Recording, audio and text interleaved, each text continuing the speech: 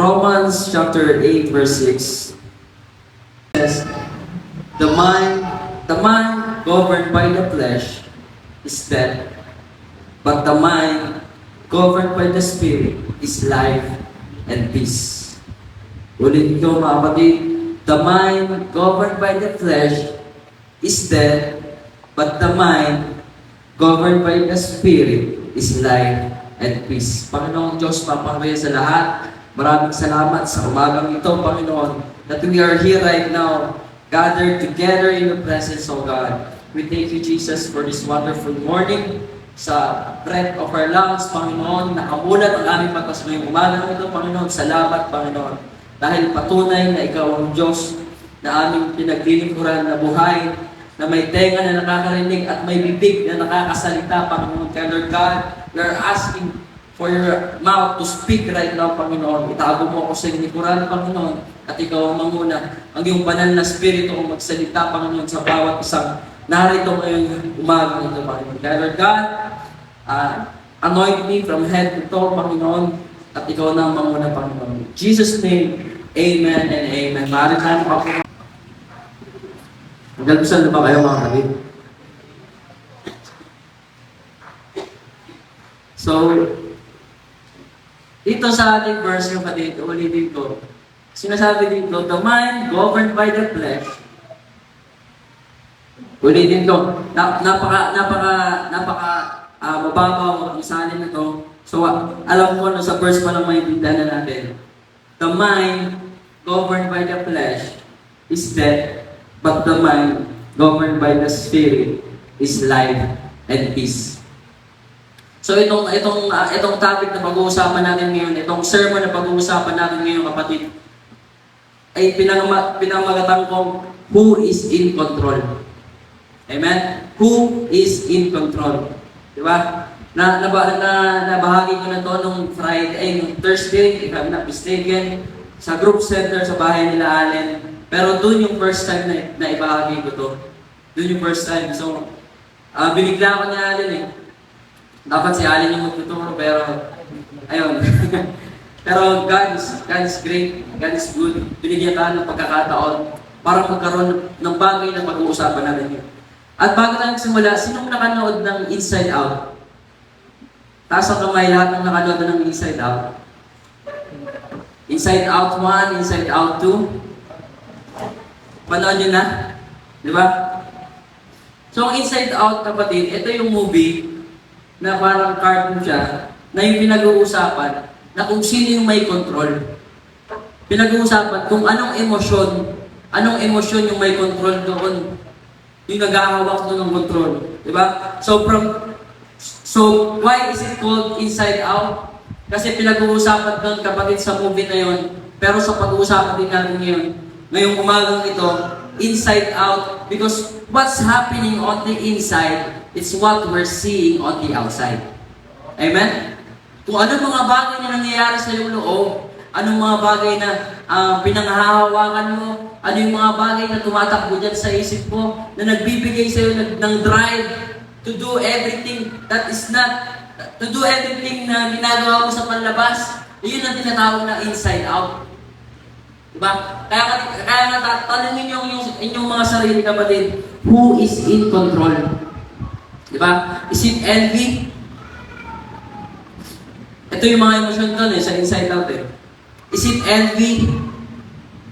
Is it anger? Is it anxiety? Sadness or fear? Ulitin ko, kapatid, sino may control dyan sa buhay mo? Sino yung may control sa buhay mo na every time na may nangyayari sa atin, ito yung nagiging response natin. Nagiging response natin, di ba? So, ulitin ko, ito ba ay ang envy, pagkainggit, pagkagalit, pag-alala, pagkalungkot o ang takot?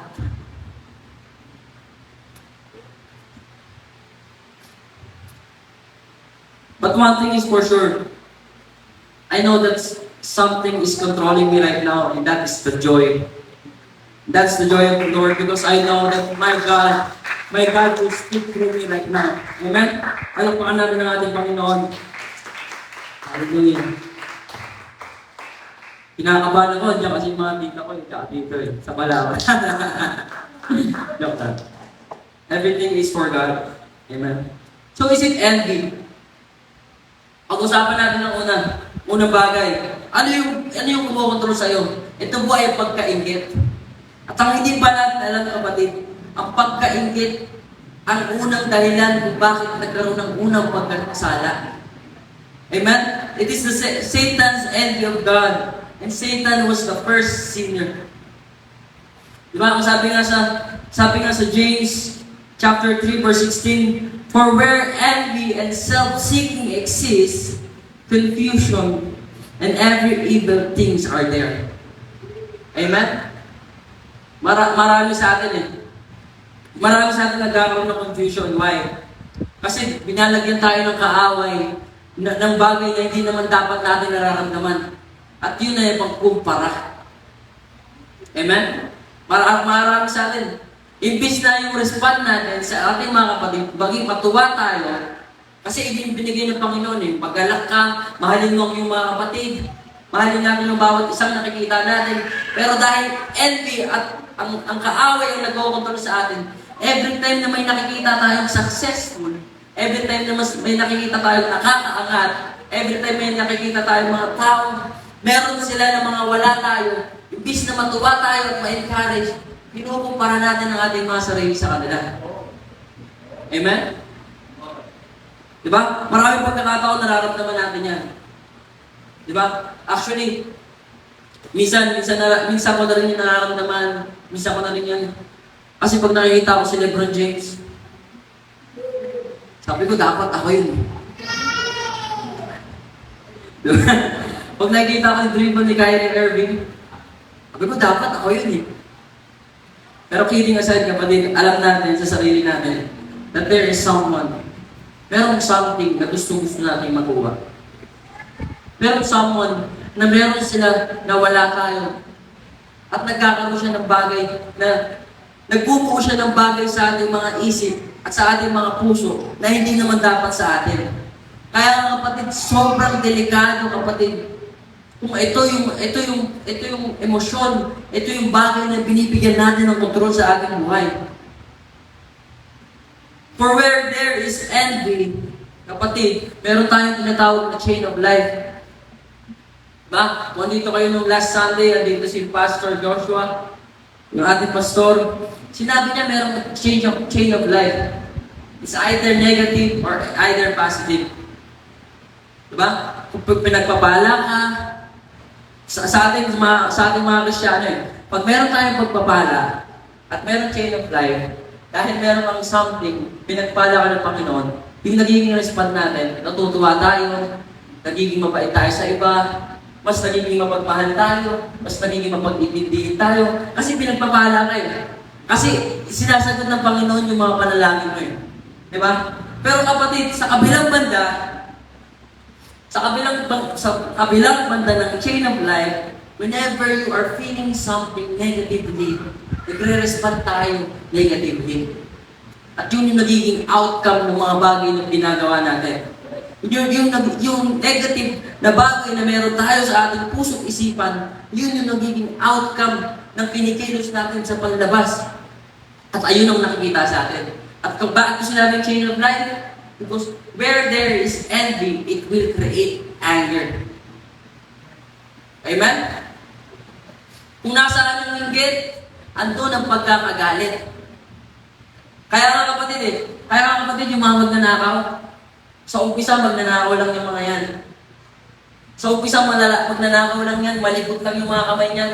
Pero dahil merong chain of life, chain of sin, dahil magnanakaw sila at nahuli mo sila, anong gagawin nila? Hindi na sila magnanakaw. Sinungaling na din sila. Kasi hindi naman naamin yan Diba?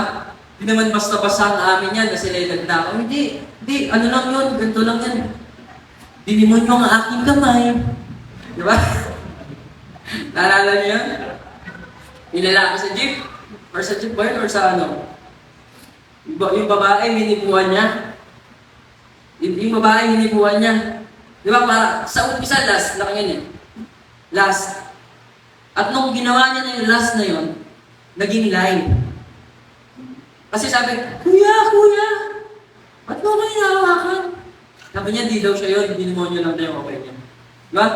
Kung saan, kapatid, kung ano yung mga bagay na nire-respond natin sa in every situation, lagi natin tatandaan, nagbubunga yan. Hindi lang yan nagbubunga in a positive way, nagbubunga din yan negatively. At kung meron tayong ingit sa atin, mga kapatid, at ayun ang nagpupunta sa atin, maraming pagkakataon na mapupunta siya sa galit. At kung galit ang nagpupunta sa atin, sinong nakakakilala sa short-tempered na disciple? Sino? Yung anak ni Ate Gish. Si Peter. Si Peter po ang pinaka-short-tempered. Diba? Pero nyo yung nagpe-praise the Lord. Tapos dumating na yung dumating yung mga sundalo, anong ginawa niya? Hinati niya yung tenga. Ganun siya ka-short-tempered. Pero buti na lang yung Diyos na pinaglilingwaran natin eh. Nariyan para takpan yung mga bagay na nabubunas natin. Amen? Nariyan para ibalik yung mga pagkakamali natin. Para takpan yung pagkakamali natin. Kaya nga sabi niya, kaya pala binalik ni Lord yung tenga, yung sundalo. Kasi kung hindi niyo yung binalik, makakawawa si Peter. Madadamay si Pedro. Mamamatay si Pedro. Kasi hindi mo pwedeng hawakan yung mga high soldiers noon. Hindi mo sila pwedeng hawakan hanggang ngayon niya sa atin, di ba? Saan ba yun? Sa UK? Doon sa Europe, yung mga sundalo nila, hindi mo sila pwedeng gambalain. Hindi mo sila pwedeng pagtawanan, hindi mo sila pwedeng lokohin, hindi mo pwedeng silang loko or pagtripan. Pero si Peter, pinutol niya yung tenga. Di ba? Ganun siya ka-short-tempered. Pero dahil yung galit niya, kapatid, ang sabi dito sa James, chapter 1, verse 19 to 20, sabi dito ni James, My dear brothers and sisters, take note of this. James chapter 1, verse 19 to 20, if you have a Bible. Sabi dito, My dear brothers and sisters, take note of this. Diba, sabi ni James, take note of this. Sabihin, pakatandaan nyo, isulat nyo, at ipamuhay nyo. Sabi dito, everyone should be quick to listen and slow to speak. Everyone should be quick to listen and slow to speak. Kaya nga nang tinuro ko nung nakaraan, sabi ni Kuya Joe, naalala ko kasi nandun siya. Naglinis kami ng pwesto natin sa San Mateo, tapos dumiretso kami, sabi niya, the reason why we have 2 ears, tapos meron tayong 2 tenga, meron tayong isang bibig. Kasi everyone should be quick to listen. Dapat mas mabilis tayong makinig kaysa sa mas mabilis tayong magsalita. Kaya dalawa yung tenga natin at isa lang natin bibig. Diba? And everyone should be quick to listen, slow to speak, and slow to become angry. Amen? Kailangan natin mabagal tayo or hindi tayo basta-bastang nagagalit because human anger does not produce the righteousness that God desires. Amen? Are you with me, mga kapatid? Para munti lang eh. Ulitin ko, ang sabi ni James. Sabi ni James, hindi si James na anak ni Tita Carol, kundi si James na nasa Biblia. Everyone should be quick to listen. Ulitin ko, sabi ni, ulitin natin ang ulitin. Kasi sabi ni James, take note of this eh. Diba? Everyone should be quick to listen, slow to speak, and slow to become angry. Because human anger, ulitin ko because human anger does not produce the righteousness that God desires. Yung mga pagkaingit natin, yung mga pagkagalit natin, yung mga bagay na binibigyan natin ng control that is not of God, is not producing what God desires. Hindi siya nakaka-create, hindi siya nakakagawa, hindi natin na ipapabuhay yung mga gusto, yung righteousness na gusto ng Panginoon sa atin kasi iba yung may control sa atin, kapatid. Iba yung may control sa atin. Kaya napakadelikado. Napakadelikado, kapatid. Yung inside natin, kumokontrol yung emosyon natin. Napakadelikado. Kaya nga, ulitin ko, tatanungin ko kayo, who is in control? Is it envy? Is it anger? Or is it anxiety? Is it anxiety? And from the book of 1 Kings, makikita natin ang kwento doon ni Elijah. Amen? Kung nakikilala niyo si Elijah, siya po ang prophet of fire. Siya yung prophet of fire na pinagtawanan yung... So, ang nangyari kapatid, di ba, naglaban sila ng mga propeta ni Baal. Ganyan-ganyan. Kung sino makapagsunog ng troso o nung kahoy doon na pinag-aano nila, siya yung may tunay na Diyos. So, anong ginawa ng mga propeta ni Baal? Nanalangin sila, umiyak sila, ganyan-ganyan. Ilang araw na, sabi ni Elijah, ano? Ayun ba yung Diyos nyo? Ayun ba yung kaya ng Diyos nyo? Sige pa, manalangin pa kayo. Ginagano niya pa, ang yabang niya pa eh. Ang yabang pa ni Elijah, di ba? So, nanalangin sila, nanalangin, hanggang sa kinatman nila yung sarili nila. Kasi they believe na kapag meron silang something that they desire, na feeling na hindi dinidinig ng kanilang mga Diyos, ang kailangan nilang gawin ay cut. Kailangan nilang ilabas yung kanilang mga dugo. So, anong ginawa ng mga prophet ni Baal? Anong ginawa ng mga prophet ni Baal? Kinat na nila ang kanilang mga sarili, ginawa na nila lahat ng paraan para lang mapasulong yung troso na yun o yung puno na yun na kanilang susunugin, pero walang nangyari. Pero dahil buhay ang Diyos ni Elijah, kapatid. Actually, nasulat ko na siya, and I want to tell this on a different topic, but this is reality. Kapag mayroon tayong Diyos sa buhay, kapag mayroon tayong Diyos na buhay, na kayang gawin kung anong mga panalangin natin, we are not arrogant. We are not just arrogant, we are confident. Confident tayo na gagawin ng Panginoon ang lahat na dinadalangin natin. Amen? Confident tayo, kapatid, na titingin tayo ng ating Panginoon sapagkat ang Diyos na buhay natin ay merong tenga na nakakarinig at merong bibig na makakausap. Kaya nga nung panahon ni Elijah, nung pagkakataon na niya, at siya na may pagkakataon para sunugin, sabi niya, basahin niyo pa yan. Basahin niyo pa yung kahoy na yan. Basahin niyo pa yung kahoy na yan sapagkat alam niya, kahit umulan pa yan, kahit umagyo pa yan, yung apoy ng Panginoon ay bababa sa kanyang buhay. Amen?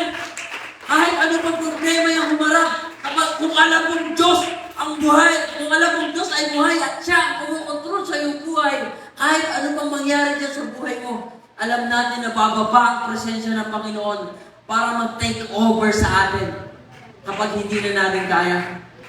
Amen? At usapan ng anxiety, kapatid, si Elijah ay hinabol ng mga propeta. Ay hinabol ni Jezebel. Kasi pinapatay niya yung mga propeta eh. Patayin niya yung mga propeta na yan, wala namang kwenta yan. Si pinapatay niya, dahil sa galit ni Jezebel, siya naman yung pinapatay niya.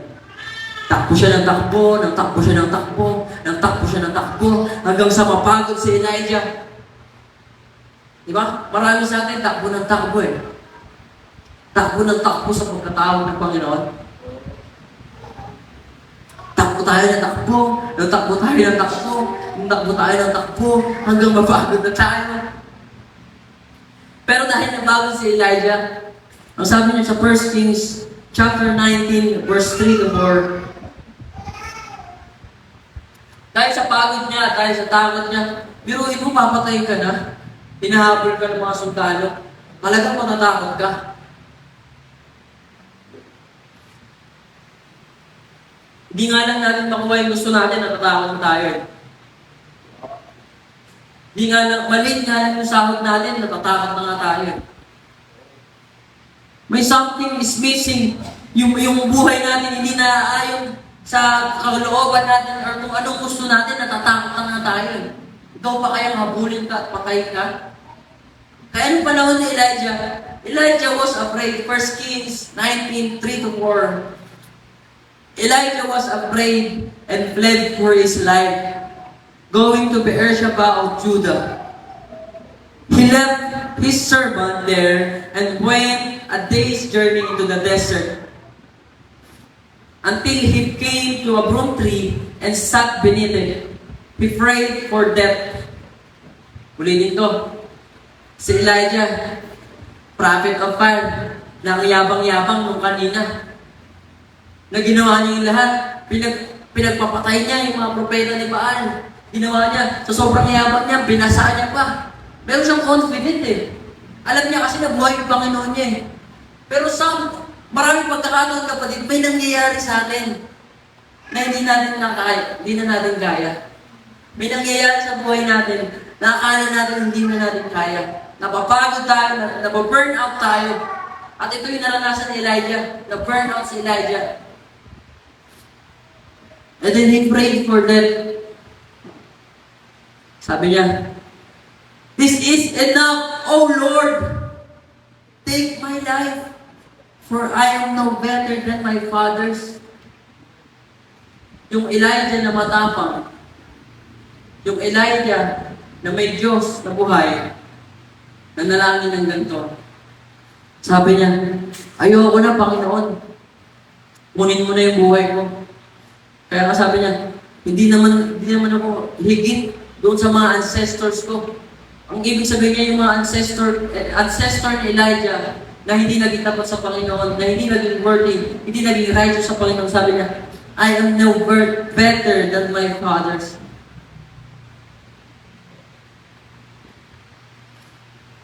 Kaya kapatid, kung hahayaan natin yung mga bagay na ito ang magkontrol sa atin, talagang walang patutunguhan ng buhay natin.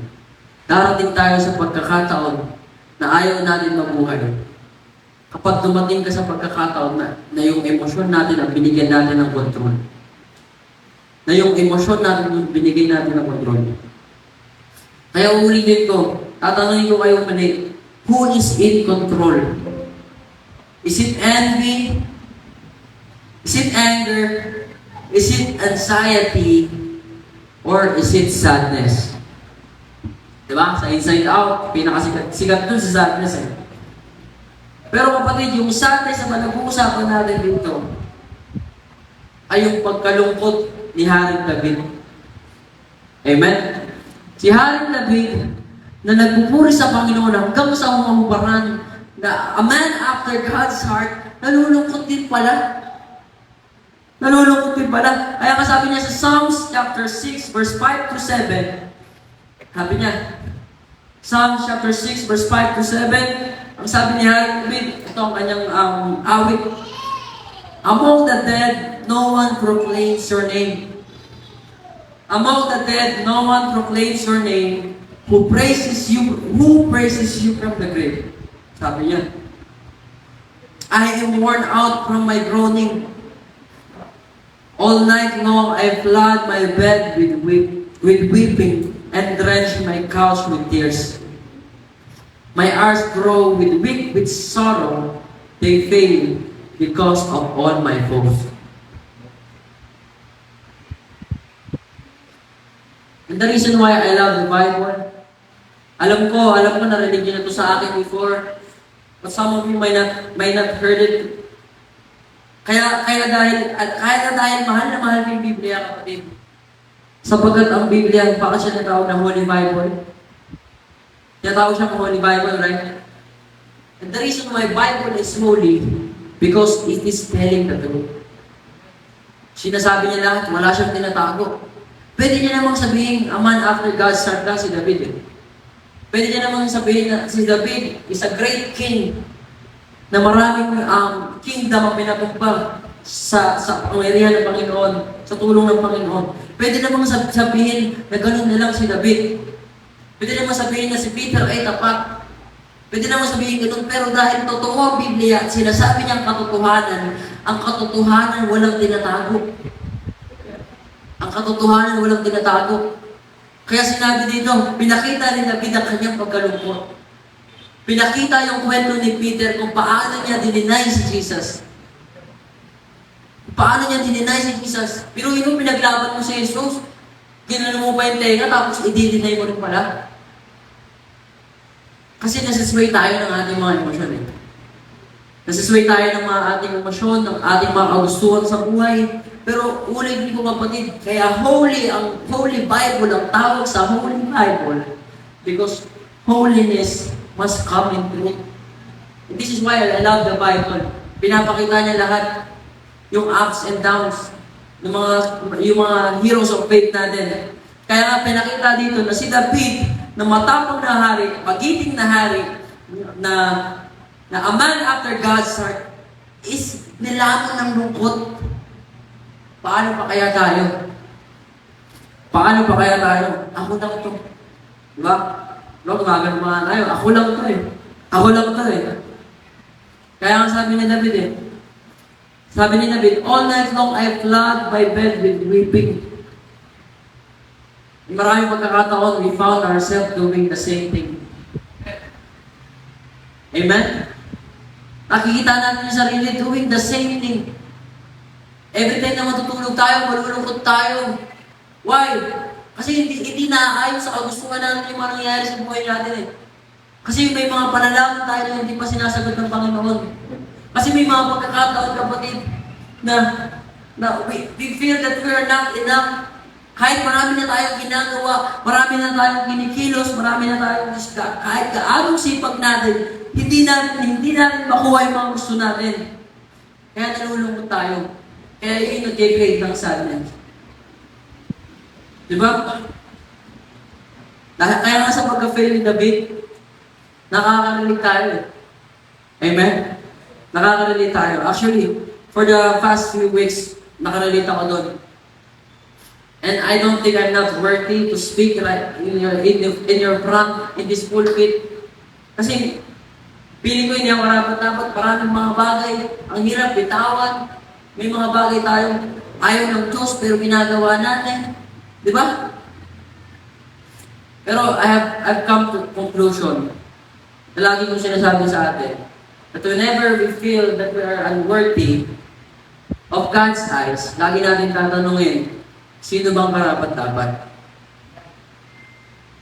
Kung feeling mo hindi karapat-dapat yung nakatayo sa harap mo, kung feeling mo hindi karapat-dapat yung kapatid mo nakatabi mo ngayon, kung feeling mo hindi karapat-dapat yung tumatayo dito, yung nagigitara, yung kumakanta, yung nagbabahagi ng salita ng Panginoon, kung feeling mo hindi sila karapat-dapat, tanungin natin ang ating sarili, sino ba yung karapat-dapat? Sino ba yung karapat-dapat? Diba? So kapatid, ulitin ko, tatanungin ko kayong muli. Dami kasing nakasulat eh. Gusto ko, paiksi na lang eh. Tatanungin ko kayong muli, who is in control? Is it envy? Is it anger? Is it anxiety? Is it sadness? Or is it fear? O takot? O takot ang kumukontrol sa atin? At kung takot ang pag-uusapan, kapatid, lahat tayo takot. Lahat tayo may kinakatakutan. Kung takot na pag-uusapan, lahat tayo may kinakatakutan. Takot tayo hindi marinig ng Panginoon yung mga panalangin natin. Takot tayo mawala yung presensya ng Diyos sa atin. Kaya nga sabi ko kanina, takot nga tayo maliit eh. Takot tayo maliit yung sahod natin eh. Takot tayo pag wala na tayong pera. Takot tayo pag may taong mawawala sa buhay natin. Lahat tayo may takot. Pero yung takot na pag-uusapan natin, kapatid, ay yung takot na ibahagi ang salita ng Diyos. At kung takot ang pag-uusapan, kapatid, hindi ko kayang gawin to. Kung takot na pag-uusapan, hindi ko kayang gawin to. Hindi natin kayang magsalita doon sa labas. Ibahagi ang salita ng Panginoon. Ibahagi yung testimony. Kung takot ang pag-uusapan. Kasi meron tayong mga takot eh. At kung yung takot na yung kapatid ang mangunguna sa buhay natin, we will miss something big in our life. May mamamiss tayong malaking bagay sa buhay natin kapag takot na kinokontrol natin sa buhay natin. Why?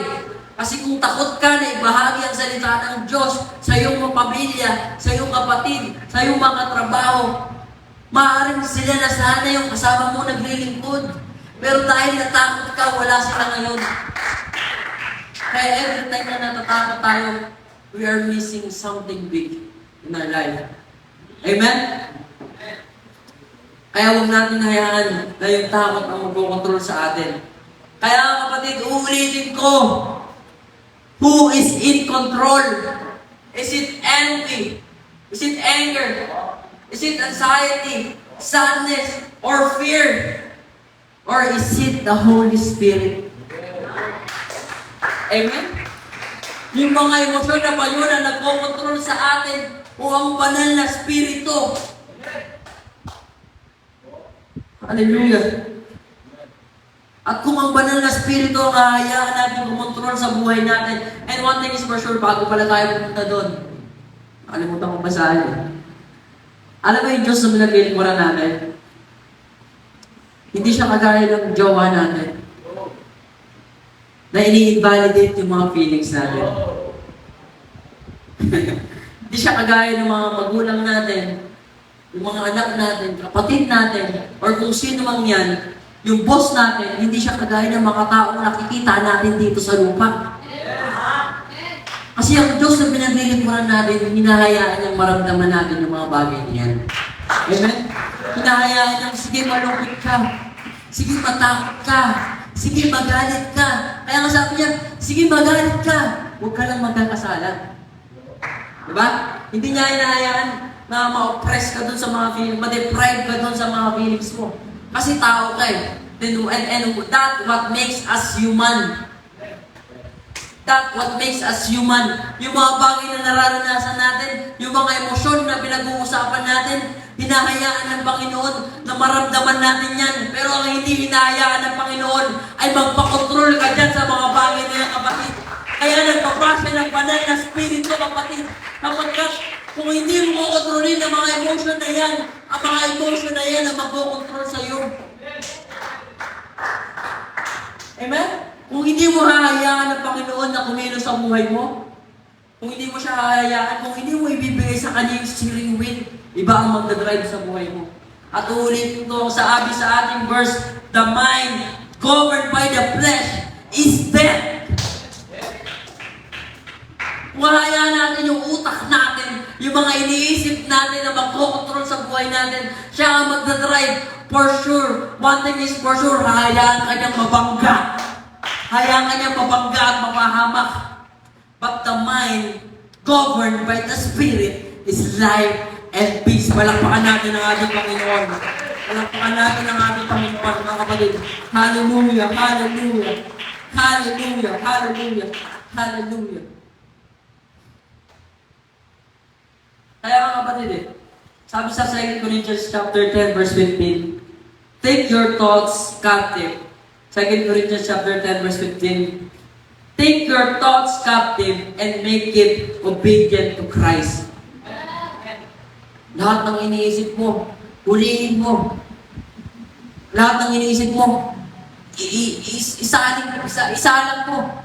Parang isalang mo siya. Pag may naisip kang masama, pag kausapin mo yung iniisip mo masama, sabi mo, uy, hindi ako yan Saan ka galing? Kanino ka nagaling? Sino nagsabing maisip ko yung mga bagay nito?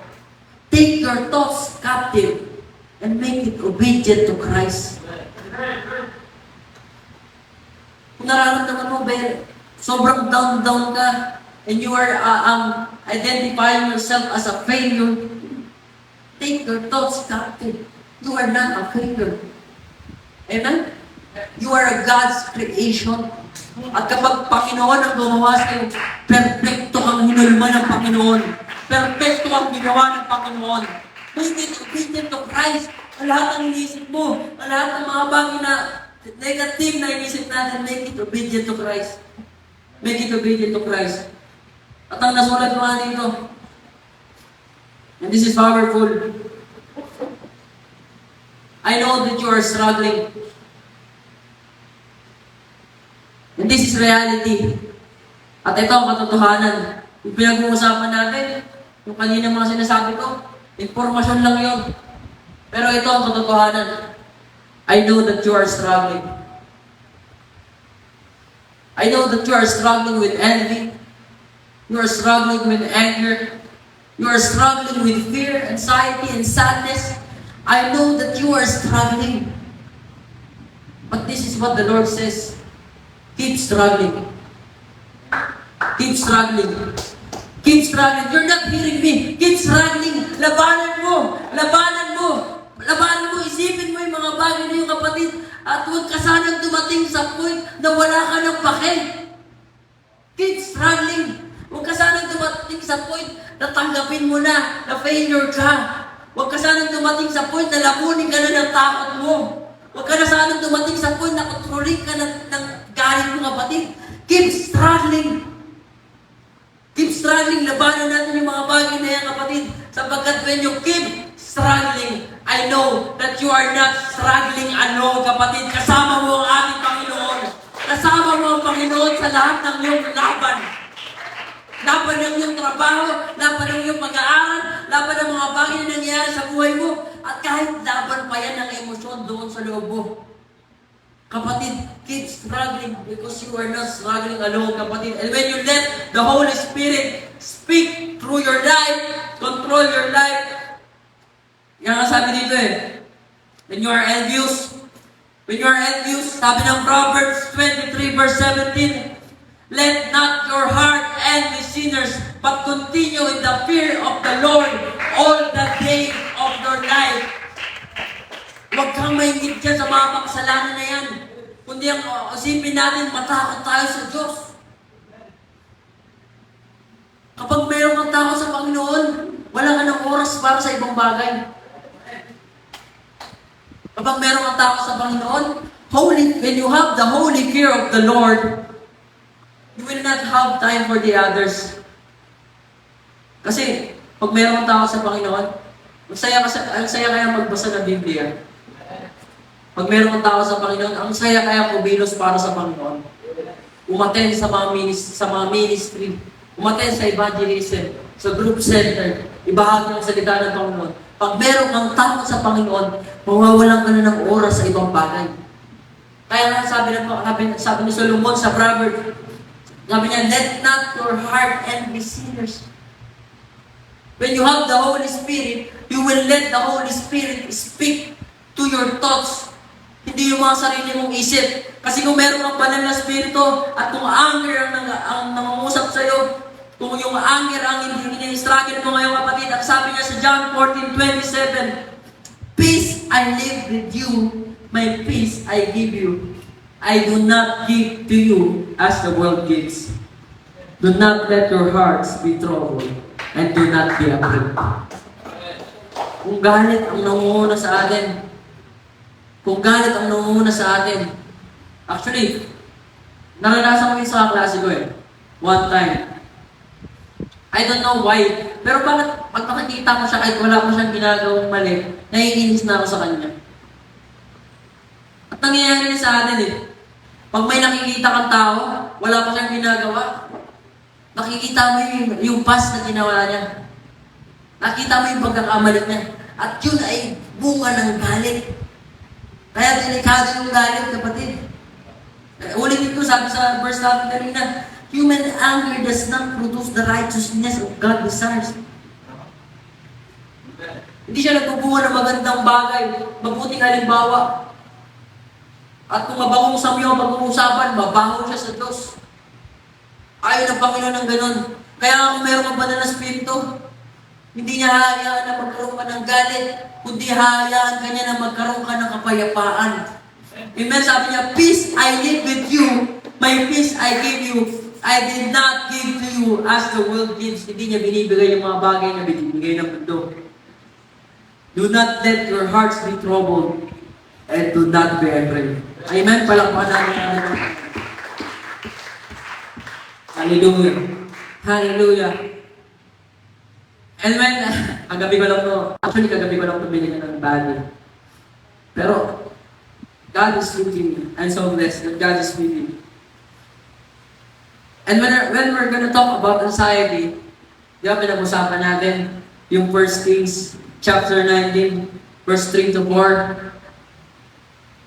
And when you have the Holy Spirit, you will learn how to read in context. Amen?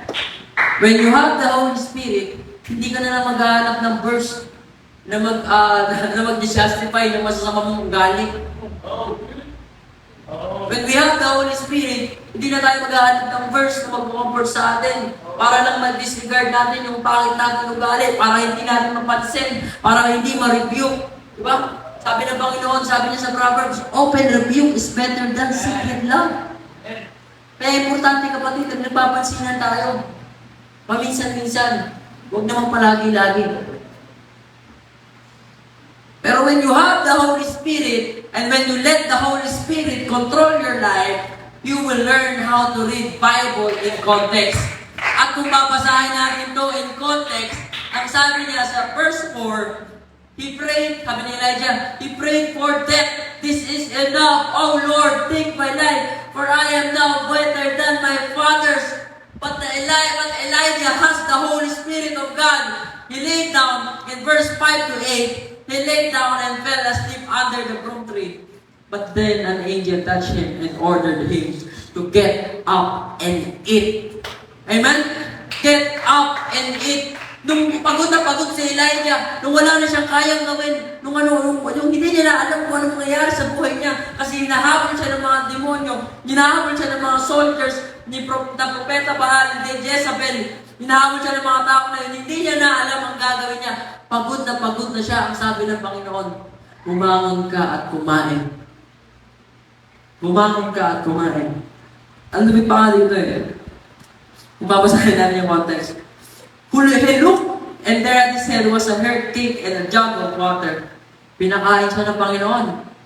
At ang sabi ng Panginoon, kung kaya niyang bihisan yung mga lilis, paano pa kaya ikaw? Kung kaya niyang pakainin yung mga ibon dyan, paano pa kaya ikaw na anak ng Diyos?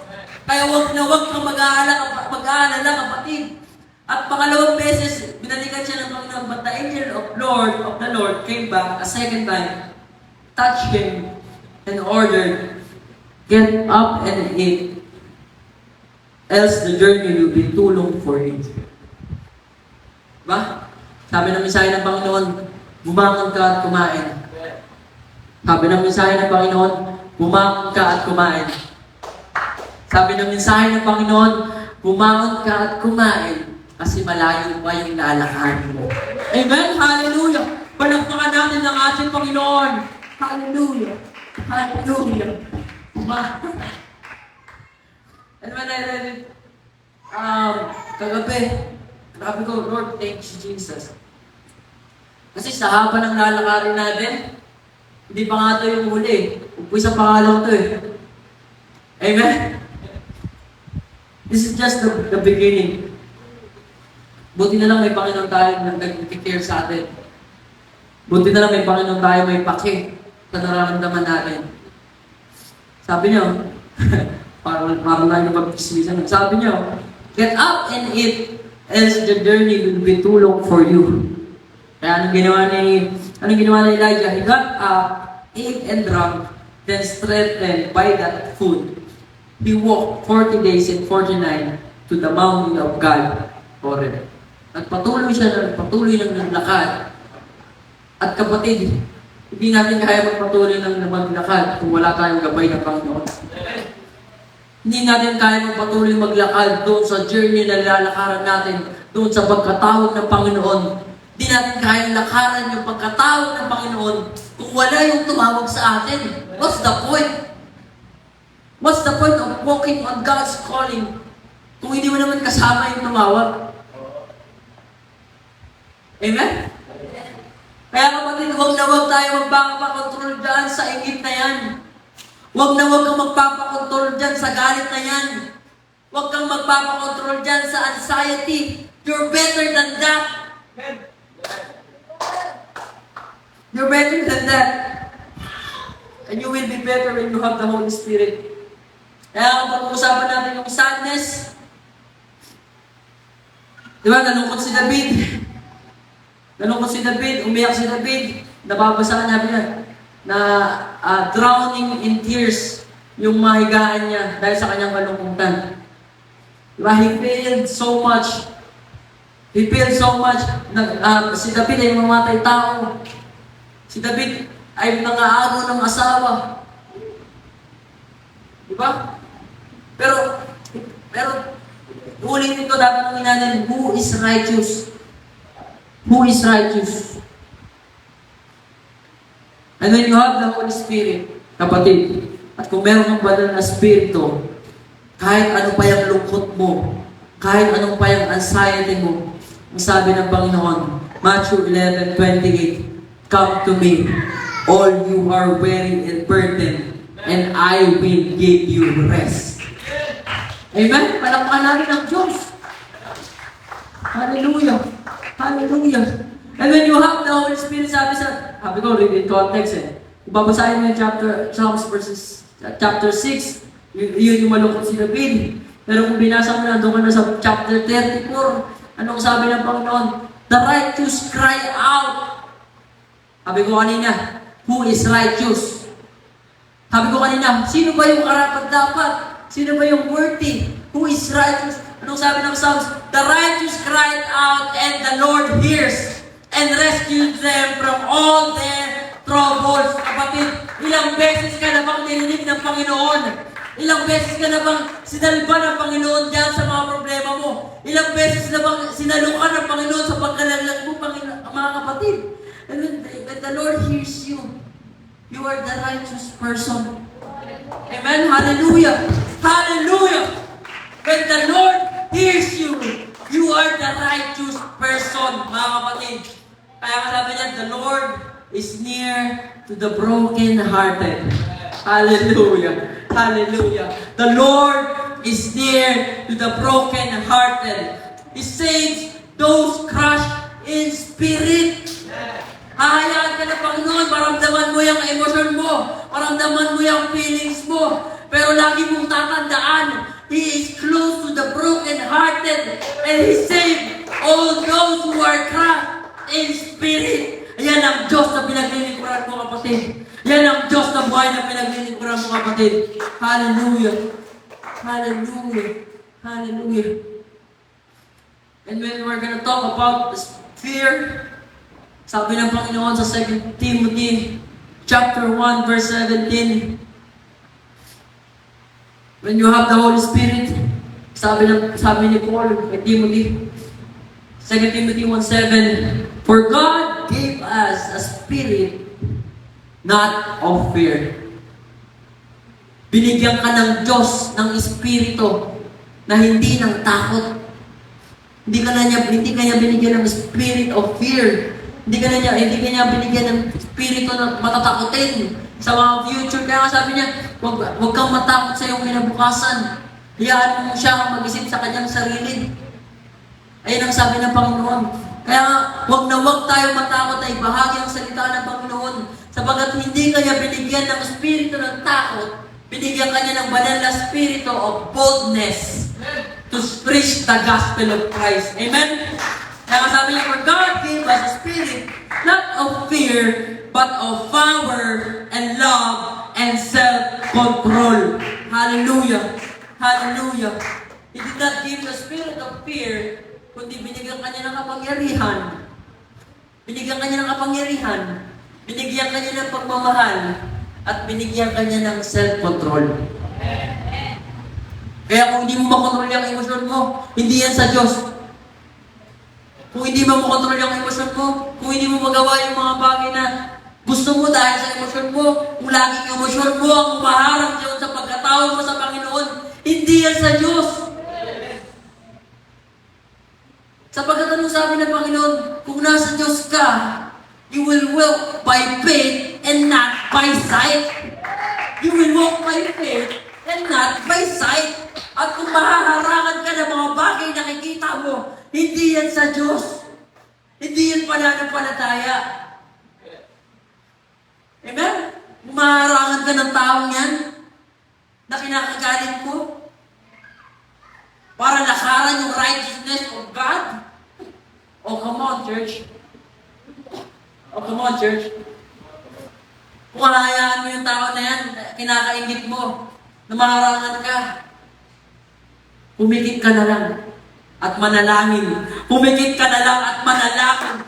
For we are walking by faith and not by sight. Hallelujah! Hallelujah! Hallelujah! Hallelujah! At kung meron kang takot, at meron ka namang, kung meron kang takot, meron kang inggit, meron kang galit, meron kang pagkalungkot, meron kang anumang bagay na hindi sa Diyos, meron ka namang Diyos! Meron ka namang Diyos na pinaglilingkuran. At ang sabi niya sa Isaiah 41:10, do not fear, for I am with you. So do not be dismayed, for I am your God. Hallelujah! Hallelujah! Sabi niya, I will strengthen you and help you. Sabi ng Panginoon, I will strengthen you and help you. I will uphold you with my righteous right hand. Walang kwenta itong bagay na sinasabi mo ngayon kung hindi bukas siyang puso mo. Kung matigas siyang puso natin, walang kwenta yung mga bagay na sinasabi dito sa harapan. Kaya nga sabi ng Panginoon when you hear the word of God, do not harden your heart. When you hear the word of God, do not harden your heart.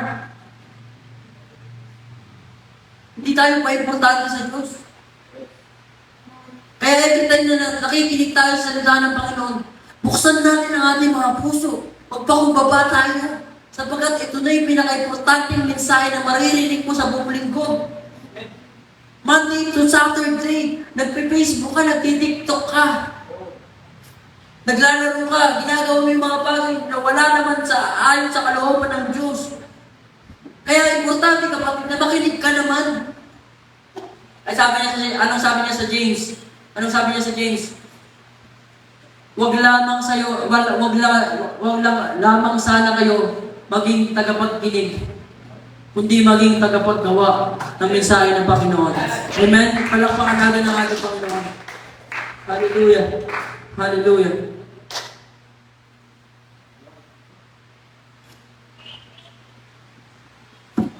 Kaya nga, ulit ito bago tayo magtapos mga kapatid.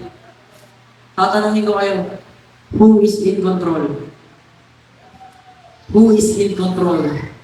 Your feelings, your emotion, or the Holy Spirit? Who is in control?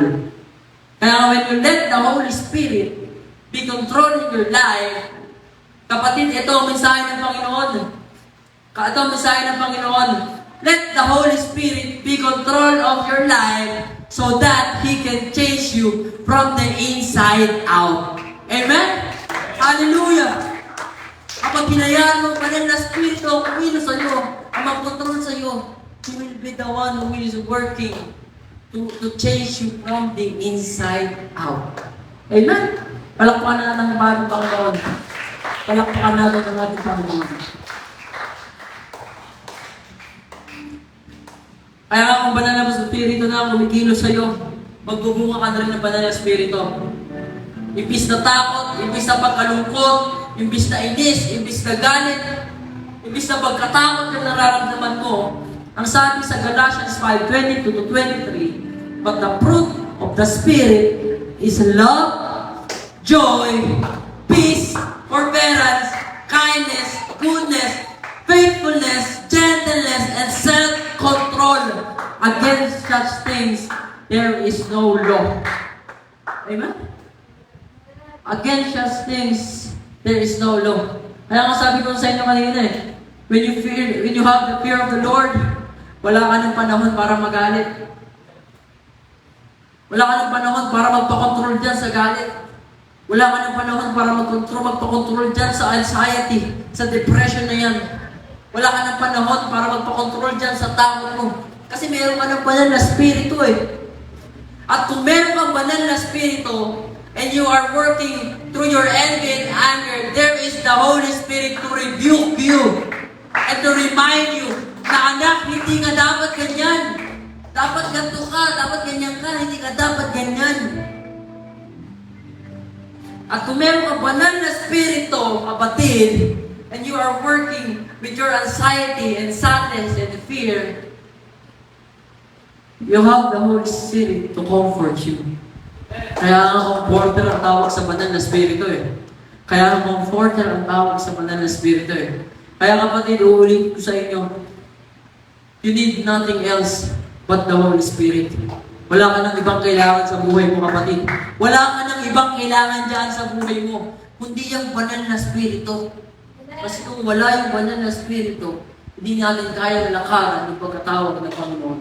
Hindi natin kaya lakaran yung righteousness of God.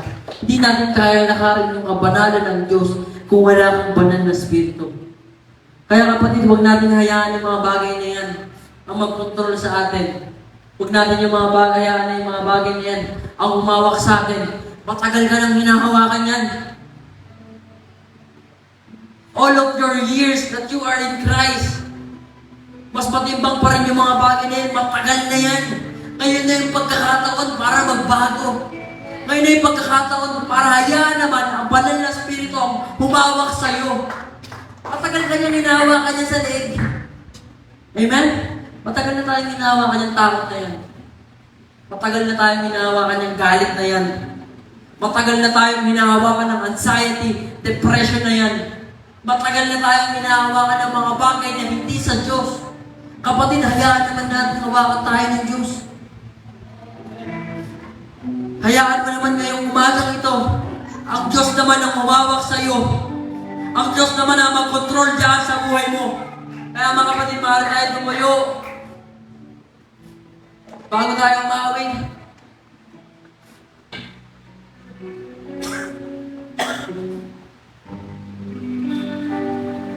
Hallelujah. Sabi nga kanina, Romans 8:6, the mind governed by the flesh is dead, but the mind governed by the Spirit is life and peace. Pag sabi sa Romans 15:13,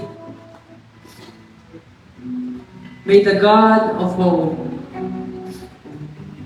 Romans 15:13, may the God of hope fill you with joy and peace as you trust in Him,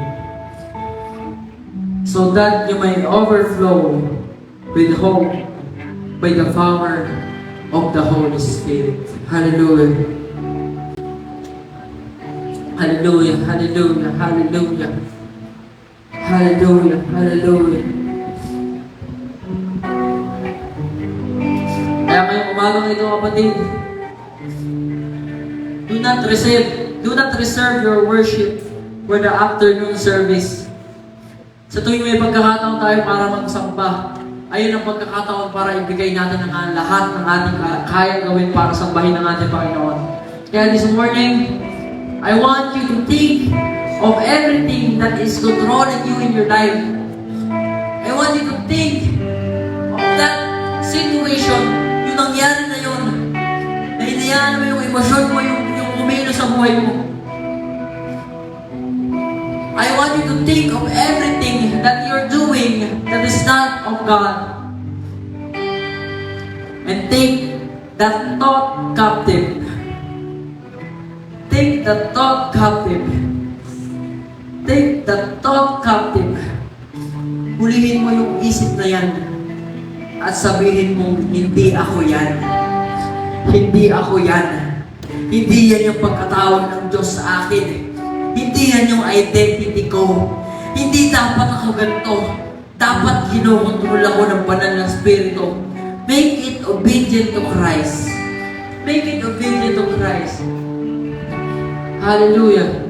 You are here to worship. You are not here just to waste your time. Hindi ka narito para lang umupo dyan. Hindi ka narito na para makinig lang. Hindi ka narito para lang gawin yung para lang pagpamatay oras. Narito tayo para sambahin ng ating Panginoon. Kaya kung ito na ang oras para sambahin ng Panginoon, hallelujah, hallelujah, hallelujah.